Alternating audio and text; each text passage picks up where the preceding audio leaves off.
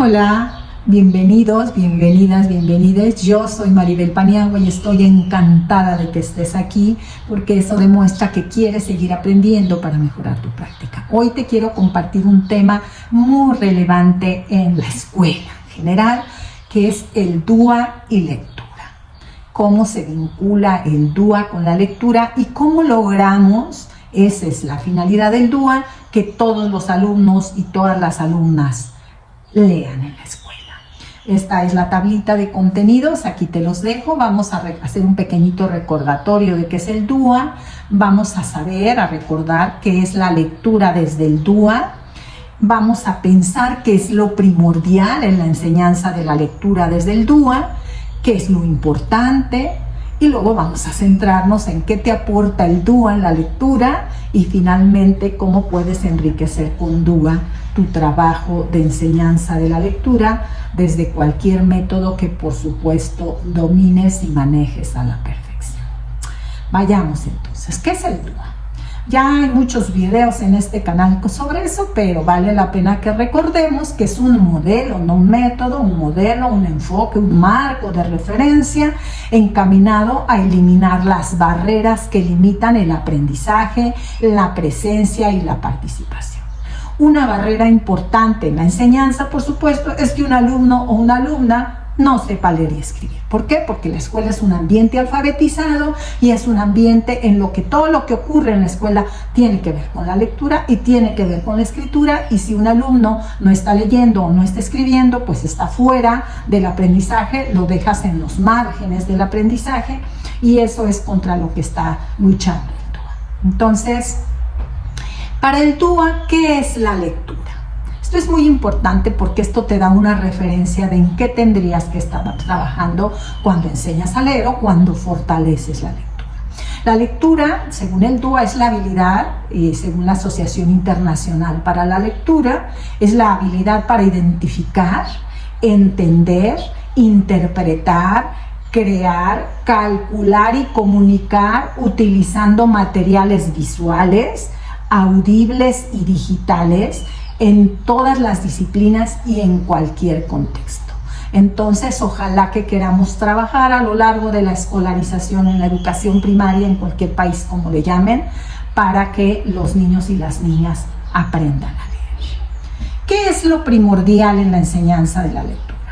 Bueno, lo primordial es que cada maestro y cada maestra y cada familia leamos con el niño, leamos para el niño y tengamos libros accesibles. En el diseño universal estos libros se llaman Book Builder, y aquí en la descripción te voy a dejar un sitio que la zona 16 que tengo el honor de coordinar hemos desarrollado como apoyo a este importantísimo proceso de la lectura. Entonces, ¿qué podemos hacer? ¿Qué tipo de lectura? Pues lectura compartida, que es una lectura interactiva que podemos hacer con los niños, en la que los niños van reaccionando a la lectura.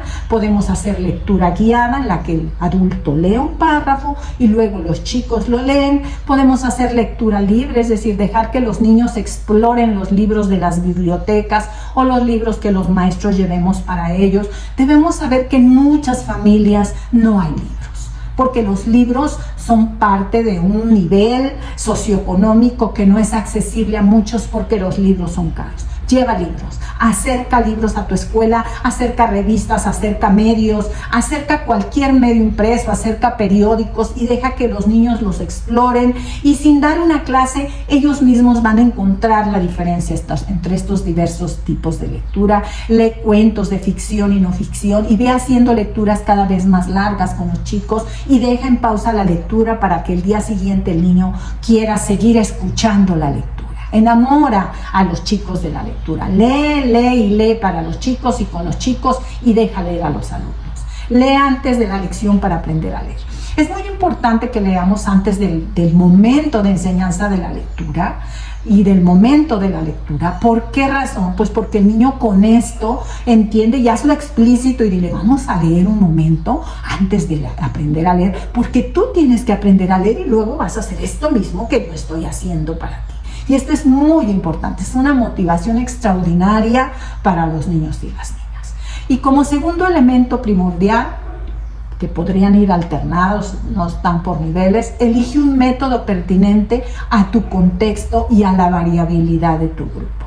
Ya hemos dicho en este canal que no hay ningún alumno que sea igual a otro, que todos los grupos tienen variabilidad, es decir, que en todos los grupos los alumnos son diferentes. Entonces es muy importante que elijas un método. Aquí en el canal, aquí en la descripción, por favor, ve a él. Te voy a dejar un sitio, es muy fácil de leer, el sitio al lado derecho, si estás en tu celular, vas a encontrar 3 rayitas y ahí te va a dar el índice de todo lo que hay en este sitio de lectura de la zona 16, y en él vas a encontrar muchas opciones de metodologías con todo su desarrollo y con todo su material de apoyo y materiales que en la zona hemos diseñado para enriquecerlos. Ojalá que quieras consultarlo. Entonces elige un método, ojalá que ese método responda a la variabilidad de tu grupo. No elijas muchos métodos, elige uno para tu grupo y trabájalo con diseño universal. Con eso vas a lograr que todos los alumnos lean. Por supuesto, desde el principio ofrece apoyos extras a los que no avances. No permitas que ningún alumno se quede atrás, busca ayuda, cambia los recursos, cambia los medios, cambia la organización del grupo. Pensando desde el DUA, cambia las formas de compromiso del grupo, las formas de representación y de presentación de los materiales y las formas en que el alumno te dice lo que aprendió. Y enriquece el vocabulario. Un vocabulario extenso es la base para un buen aprendizaje de la lectura. Tú sabes que las diferencias socioeconómicas lo que hacen es privar a muchos niños de este enriquecimiento del vocabulario, y yo creo que tú lo vas notando en tus alumnos. Entonces, enriquece tu vocabulario, enseña intencionadamente nuevas palabras. Cuando leas a los alumnos, señala palabras nuevas y utilícenlas jugando un día entero esas nuevas palabras para que los niños se habiliten a decirlas. Y bueno, conecta esta lectura y este aprendizaje de la lectura de cualquier metodología que elijas. Cualquier metodología es buena para la enseñanza de la lectura. Hoy los métodos fonéticos se ha demostrado por las neurociencias que son los más pertinentes para cualquier discapacidad. En esa carpeta, en este sitio que te estoy compartiendo, vas a encontrar por lo menos 2 de ellos, 3 de ellos. Enriquece el vocabulario, conecta con la vida real eso que vamos aprendiendo. Estas palabras que vamos aprendiendo tienen que ser cercanas a los contextos de los alumnos, y enseña conceptos desde el lenguaje del niño. La enseñanza basada en conceptos, en que el niño comprenda aquel concepto, una nueva palabra, y luego la pueda aplicar y luego la pueda usar, es la base del desarrollo de la capacidad de aprendizaje de muchos niños de contextos muy desfavorecidos.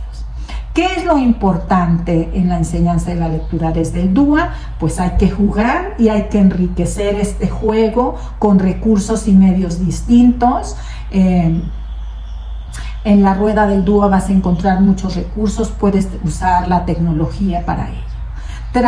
Trae materiales, diseña materiales. Los materiales pueden hacer la diferencia en la experiencia de aprendizaje de tus alumnos, y por supuesto garantiza la comunicación. Alguien puede estarse preguntando en este momento si un alumno que no se comunica aprende a leer. Por supuesto que aprende a leer. Todos los alumnos y todas las alumnas, todos los niños, todas las niñas y los jóvenes pueden aprender a leer, y a veces en toda la experiencia nuestra lo que sucede es que cuando yo uso un sistema de comunicación, acelero los procesos de aprendizaje de la lectura, y a la inversa. Cuando yo enseño a leer a un niño que no se comunica, ese alumno avanza, pues porque está accediendo a la lectura, que es un medio comunicativo. Ojalá que quieras introducir un sistema. Hay diversos tableros de comunicación. Este que te estoy poniendo aquí es un tablero de elección que necesita el alumno, de necesidad, pero también hay tableros de comunicación de vocabulario básico a los que puede acceder el niño. Te voy a dejar aquí algunas ligas de Assistiveware, que es una página que está dedicada a la comunicación alternativa y aumentativa. Y entonces el DUA, dirás hasta estas alturas, bueno, si tú estás trabajando una metodología, ya elegiste esa metodología, ya sabes que hay que enriquecer la experiencia lectora del niño. Bueno, lo primero, ya lo he dicho en varios de estos videos, es analiza la variabilidad de tu grupo. Una vez que tú sabes esa diversidad de tu grupo, tengo alumnos que ya leen un poco, que se atreven a escribir palabras, tengo alumnos a los que les leen muchos en su casa, tengo alumnos, vamos a pensando en la variabilidad desde las pautas, tengo alumnos que les cuesta trabajo interactuar con otros, tengo alumnos que les cuesta trabajo entender lo que se les presenta, la información que se les presenta, o tengo alumnos que no tienen autorregulación, etcétera. O tengo alumnos muy autorregulados con una aptitud sobresaliente. Esa es la variabilidad de todos los grupos de todas las aulas. Conoce la tuya, identifícala, y una vez que tú sepas quiénes son los extremos de tu grupo, quiénes son estos niños rápidos, veloces, que terminan pronto, y quiénes son estos a los que le cuesta terminar la tarea, que se quedan a media tarea o que no la terminan o que se distraen, etcétera. Una vez que tengas esta variabilidad, estos extremos, quiénes se quedan fuera de tus actividades, eso lo puedes descubrir cualquier maestro como tú lo descubre en las primeras semanas de interacción con los niños. Entonces, prevé en tu planificación, prevé las barreras de alta probabilidad en tu planificación. Sé que este niño va a estar recargado en la mesa, pues ¿cómo lo voy a hacer que se mueva? Y entonces yo puedo trabajar en la accesibilidad, el trabajo de la acción física, y ya sé que ese no se va a quedar ahí porque yo los traigo acá en el patio en joda, trabajando, ¿no? Entonces, provee desde tu planificación y dosifica por niveles de avance de tus alumnos tu método. ¿Qué es dosificar un método? Dosificar un método es conocer tu método, cómo funciona ese método, por procesos como el PALEN, por momentos como el método troncoso, por fonemas como los métodos fonéticos que muchos maestros trabajan en su aula y que se pueden enriquecer con DUA. Y entonces, una vez que dosificaste para estos niveles, empieza a trabajar con tu método enriqueciendo. ¿Cómo lo vas a enriquecer? Pues con los principios y pautas. Y entonces piensa cómo ofrezco diversas oportunidades de implicación a mis alumnos, cómo organizo el grupo en mi actividad de lectura, por parejas, por tríos, por equipos de trabajo. Por favor, ya quítate de esas sillones mesabancos todos al frente y tú echándoles un rollo que no te pelan los de atrás. Cuida esa parte, cuida organizar tu aula por equipo y cuida esas diversas formas en que implicas a tus alumnos.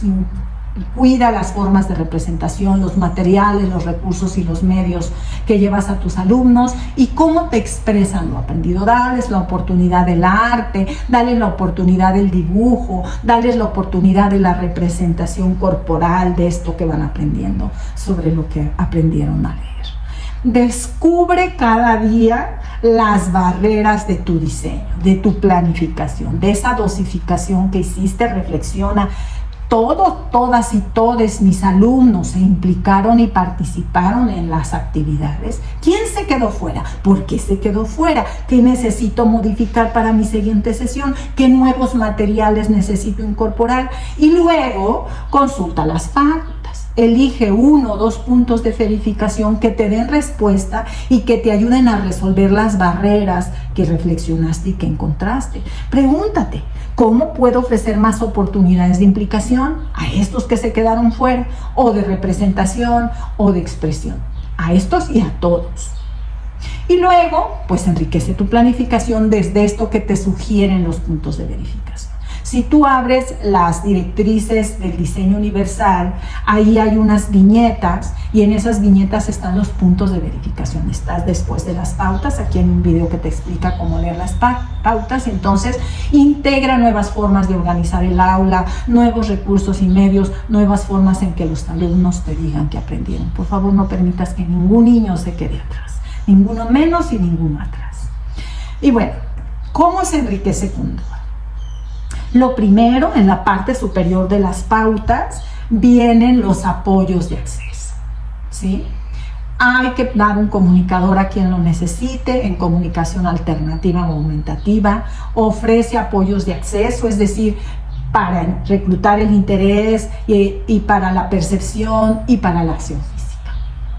Luego trabaja conciencia fonológica. La conciencia fonológica se trabaja en las bases, ya lo viste en el video anterior, si no lo has visto te invito a ir, pero la conciencia fonológica no es otra cosa que el niño sobre todo los niños más desfavorecidos y con discapacidad, comprenda cómo funciona el lenguaje, comprenda cuál es la arquitectura del lenguaje, y esta arquitectura del lenguaje va a la inversa, de ida y vuelta, de la conciencia de frase a la conciencia de cuál es una palabra en una frase, cuál es una sílaba en una palabra, cuál es un fonema en una sílaba, o a la inversa, del fonema a la sílaba.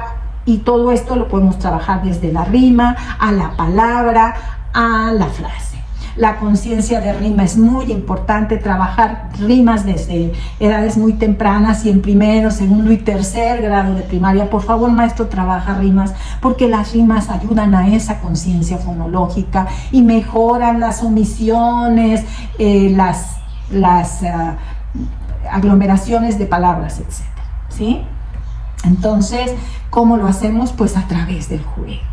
A través, por ejemplo, para conciencia de fonema, vamos a buscar los nombres de los niños que empiezan igual. Y cuando ya lo tenemos bien claro, vamos a encontrar los nombres de los niños que terminan igual, que tienen una letra parecida en su nombre, igual en su nombre. Y así podemos hacer juegos diversos de frutas que empiecen igual, y les das el objeto y la fruta y les pides que se junten los que empiezan con una fruta que está igual, o una tarjeta grande, en una tarjetita así, por favor, una tarjeta grande, para que los niños vayan identificando todas estas resonancias fonéticas en el trabajo cotidiano del aula. Puedes dedicar media hora diaria a la conciencia fonológica, sobre todo en los medios más desfavorecidos socialmente, pero para cualquier niño es un regalo en su avance en la lectura trabajar la conciencia fonológica. Y bueno, un asunto fundamental: eleva tus expectativas. Tienes que saber y creer, y creértelo es para actuar, que todos los niños y las niñas pueden aprender a leer, independiente de su condición, de su discapacidad, de cualquier situación que tenga. Este niño tan pobre, este niño que no viene a la escuela, tú tienes que encontrar una manera de que aprenda a leer. Entonces, hazle un cuadernillo, mándale tareas a casa, haz un programa de padrinos de lectura. Aquí te voy a dejar una liguita sobre padrinos de lectura. Ningún niño, ninguna niña sin la lectura, dice el Diseño Universal para el Aprendizaje, y creo que tendría que ser un principio y un compromiso de cada maestro y de cada maestra. Y entonces, bueno, ya estarán diciendo, ¿y los direct y los supervisores qué hacen en este trabajo? Bueno, primero animan y forman en una metodología. Los directores y las directoras tenemos que garantizar. A mí me ha tocado estar en escuelas donde les pregunto, maestro, ¿qué metodología utilizas para enseñar a leer? Y me dicen, ecléctico. No hay ningún método ecléctico. Aquel método del libro mágico decía ecléctico, pero en realidad es un método de marcha fonética. Los maestros y las maestras tienen que saber cuáles son las metodologías para enseñar a leer y escribir, y tienen que dominarlas, y es mejor si tomamos un acuerdo como zona y como escuela de qué metodologías trabajamos, porque eso va a permitir que si el niño pasa de primero a segundo y la maestra se cambió de zona o de centro de trabajo, la lectura tenga una secuencia y tengamos los medios y las formas de enriquecerlo en los grados subsiguientes, cuando los alumnos no aprendieron a leer, que esperamos que no sea el caso.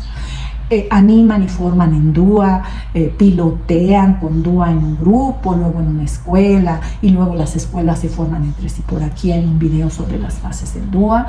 Se aseguran evaluando en sus visitas a las aulas y poniendo periodos de evaluación en los que el supervisor y el director participan para saber en octubre cómo vamos, en diciembre cómo vamos, en enero cómo vamos, en marzo cómo vamos, y tomar las medidas de acuerdo con los profesores para que ningún niño y ninguna niña se queden sin la lectura, y evitan expulsiones. ¿Por qué razón? Porque hoy los niños que se van de las escuelas son, por su bien, dicen algunos, son los niños que no saben leer y escribir. Por favor, que no haya ningún niño fuera de la escuela porque no sabe leer, y por favor evitemos canalizaciones por no saber leer. No hay ninguna razón para el que el niño que no sabe leer o que no aprendió a leer en segundo o en tercero se vaya a un centro de atención múltiple. Los centros de atención múltiple son centros para alumnos con multidiscapacidad, con altos requerimientos, no alumnos para los cuales sus profesores no fueron capaces de variar las formas de implicación, las formas de representación, los materiales y los recursos y las formas en que los niños se expresan o aprenden. Muchas gracias, yo espero que esto te anime y te motive a que ningún niño y ninguna niña en tu escuela, en tu aula, en tu supervisión se quede sin la lectura. Nos vemos en la siguiente. Por favor, compártelo con otros maestros, déjanos aquí un comentario de más de 3 palabras, porque eso nos ayuda a entender cómo leíste, cómo entendiste esta charla pequeña, y por favor, danos un like y suscríbete si no lo has hecho. Hasta la vista.